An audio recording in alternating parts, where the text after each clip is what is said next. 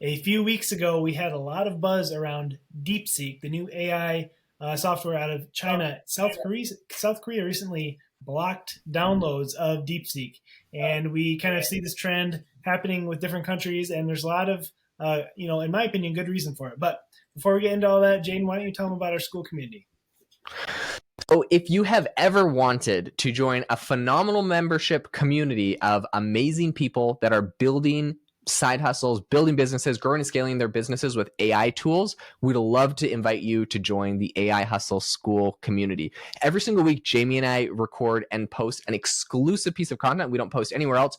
And we basically post videos breaking down different AI tools that we're using, sometimes walkthroughs on exactly the tips and tricks. We break down the exact side hustles we're doing. We share things we can't share publicly anywhere else, like the exact numbers, how much revenue we're generating from different things, the exact workflows we're using to create products or to scale our businesses using AI tools. So we really show everything that is not public, to the point where sometimes Jamie tells me I need to blur my screen because I'm like sharing passwords and stuff. So, this is it gets to a pretty like in-depth level. We're not really holding anything back is what I'm trying to say. So if this sounds interesting to you and you'd love to grow and scale your business using AI tools, it is currently $19 a month to join our AI Hustle School community. In the past, it was $100 a month. It's at a discount right now. And if you get the $19 a month, it'll never be raised on you. You can lock in that price. We have over 300 members that share all sorts of amazing insights. And we have dozens and dozens of videos breaking down everything that we're doing to be successful with AI tools. So we'd love to have you join. There's a link in the description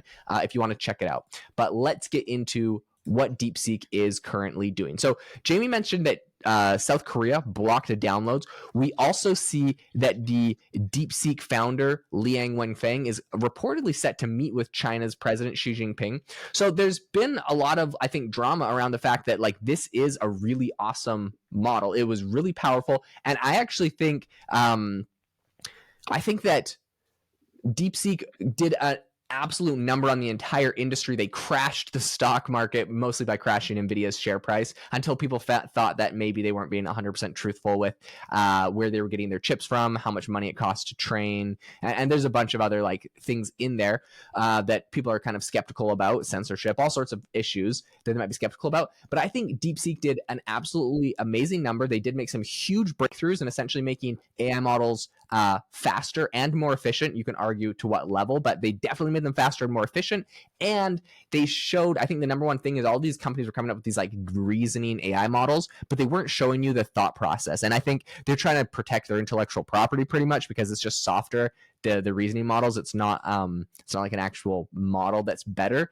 And ChatGPT was like the most notorious on this. After DeepSeek went and they actually show you step by step what the model's thinking and doing, ChatGPT and everyone else started adopting that and actually showing you what they were doing. So I really credit DeepSeek for making that shift in the entire industry, for making everything a lot more efficient.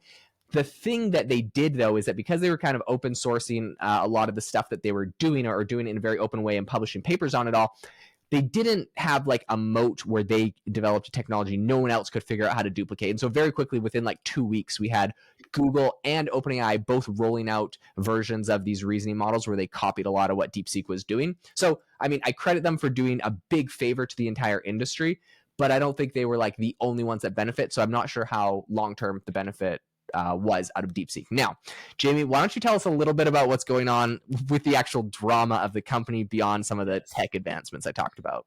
Yeah, so here's the big drama. It has been confirmed by the PIPC, which stands for Personal Information Protection Commission, that apparently DeepSeek shared or transferred data from South Korean users of ByteDance or to ByteDance, which is the parent company of TikTok, which everyone knows has their own drama and data concerns that everyone's kind of freaking out about. So apparently, somehow, I have no idea why, but the data has been transferred from South Korean users to ByteDance. Now, that to me is very fishy because unless pretty much every app now that comes out of China is designed to mine your data and who knows what, but I feel like that was like that to me. That makes sense why South Korea would now ban DeepSeek, but yeah, pretty crazy.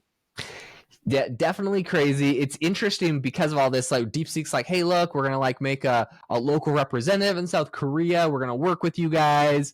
We didn't know that you had like these privacy laws in your country when we like started sending your data to the to ByteDance, which is kind of funny. But because of that, earlier this month, before they got an outright ban in the entire country, South Korea's Ministry of Trade, Industry, Energy Police, and also the state-run Korean Hydro Nuclear Power, all of them temporarily blocked access to DeepSeek because they essentially were citing security concerns. This is kind of interesting. We've seen this like similar things where militaries around the world will block access to like, TikTok on all of the devices of their soldiers and stuff. And like I've even seen like there's been it's just so interesting how some of these security breaches happen. But like I've seen like even workout apps, I'm trying to think like maybe like Fitbit or something, what used to have like a published map of like where all of its users were and like where their heart rates were, and it was like around military bases there was like these like hot spots because there's like a ton of people working out with their Fitbits at military bases, so they had to like ban them. This is a long time ago because yeah, people were like discovering, they're like, oh my gosh, we didn't even, they're like secret military bases we didn't know about, but there's like 10,000 people with a super high heart rate over there right now, and they could like figure that out. So I think definitely when it comes to a lot of these government things, like it makes sense. But I think whatever they looked into led them to essentially do an outright ban. And this is not the first country that has done this. Australia has also prohibited the use of DeepSeek on all government devices, security concerns. Again, Italy's data protection authority told DeepSeek that they had to block their chatbot in the entire country. Taiwan banned government departments from using DeepSeek as well. So there's a lot of drama and a lot of pushback that essentially they're having right now. A great model, but because of its connection to China and it's transferring data to ByteDance and other people, it's definitely becoming a bit more of an issue. Yeah, I don't want to go all tinfoil hat on you guys or anything, but I used to laugh at the people who were like, don't buy the Chinese security cameras, or don't do the Chinese smart devices in your home because they're spying on you and all this stuff. I used to laugh at that, but as time goes on, I'm like, maybe. I mean, it's possible. I'll think twice about it from now on. I don't know. It's interesting. Yeah, and to that point, obviously, DeepSeek is quite integrated with the government at this point. Their founder, Liang Wenfeng, is reportedly set to meet with China's Xi Jinping.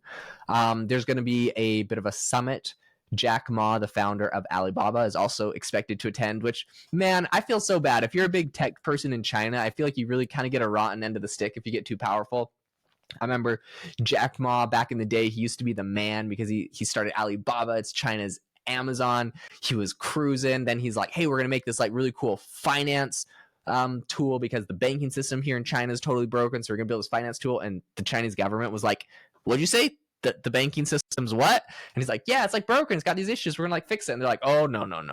The banking system in China is perfect. And then like he disappeared for like 6 months. No one saw him. And when he came back, he's like, yeah, I'm just taking a break from business. I'm a painter now, actually. Like big tech, like, no, it's like, it's whatever. Billions of dollars, like, no, I don't care about that. I'm a painter. What are you guys talking about? Oh, like completely restoring the finance industry in China? Like, nah, I was kind of joking about that. That's like whatever.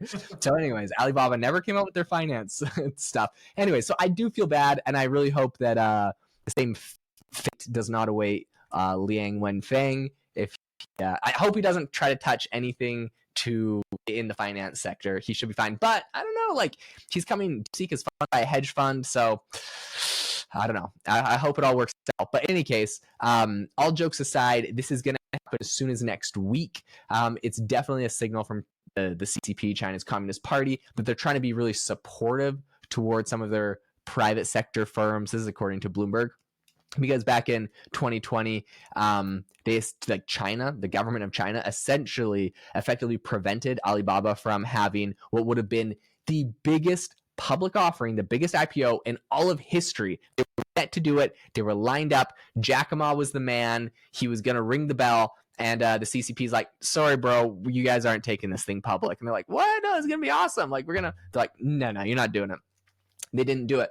What's interesting is like since we've had some other big companies, we've obviously had Saudi Aramco, which is like Saudi Arabia's oil, which has done a massive IPO. We've had some big players, and a lot of companies are getting bigger and bigger. We expect to see companies like SpaceX and stuff, but this would have been the biggest IPO in history coming out of China, and that was back in 2020 when the markets were like super hot and frothy. So like they would have made an absolute killing. Since then, the IPO market is completely tanked.